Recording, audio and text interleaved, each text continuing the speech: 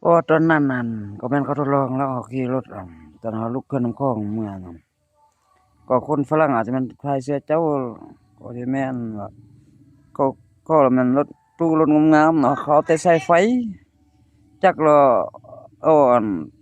ใส่รถน้ำบากปากหม้องพี่อันนั้นเนาะแต่ว่าเขาก็บ่ฮู้ว่าเขาจะลัดหรือว่าจะได้อะนะแต่เขาต้องปิดโทรศัพท์ไว้จุดตำแหน่งอะนะว่าคือก็พาทอกอะเนาะเขาทอกกระดูกทิ่มแต่มันแม่นคนเดียวได้ตะกี้มันยังกระดูกอันใหญ่อยู่พาทอกนั่นมันหลายคนเนาะเนาะก็บ่ชนะเฮาซาเขาจะเฮ็ดกระดูกอันใหญ่พู้นแหล้วเอาเฮาผู้เดียวมันสิมีหยังกันคืออันเฮาขี่รถไปผู้เดียวจักแม่นคนเฮาคนเขาโอ้ส่วนหลายบางเทื่อเหมือนกันคนเขาติดตามแต่เวลาฮอดเขาก็จะเบิ่งหน้าอ้าว เขาคือบ่ออกมาเขาคือบ่ออกมาฉะนั้นแล้วผู้อยู่หั่นบางเทื่อเอ๊ะแม่นรถไสใดเนาะอันโอ้บางรถมันมันขี่รถลุกลงนำทางบ่ต้องมาใส่มาแล้วหรือว่ามันขี่รถ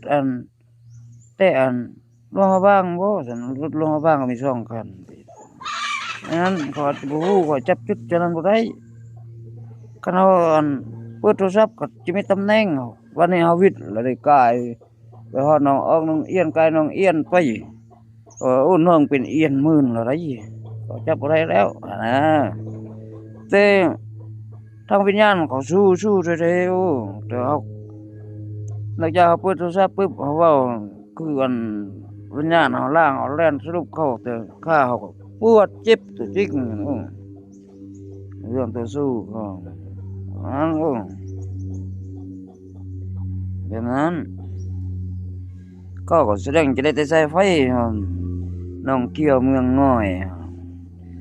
โอ้บรรดาลูกน้องเขาก็สิแม่น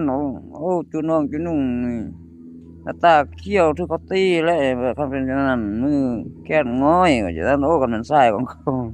ก็เลยเข้าแล้วผ่าทอกเนาะก็ก็ตะกี้ก็กระดูกอาญะแม่งกองอยู่หั่นมันสิแม่นเฮาผู้เดียวสูงสุดคันดึงลงรถก็จะมีแต่เฮาผู้เดียวอามันบ่แม่นเฮา ก็เอาแต่ใช้ไฟเนี่ยวิจัยคือต่างประเทศตัดเด้อ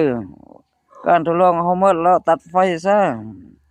ไฟฟ้าหั่นเขาสิคันเขาอยากได้เขาจะได้แผนการของเจ้าชีวิตแต่นั้นว่าตัวเอง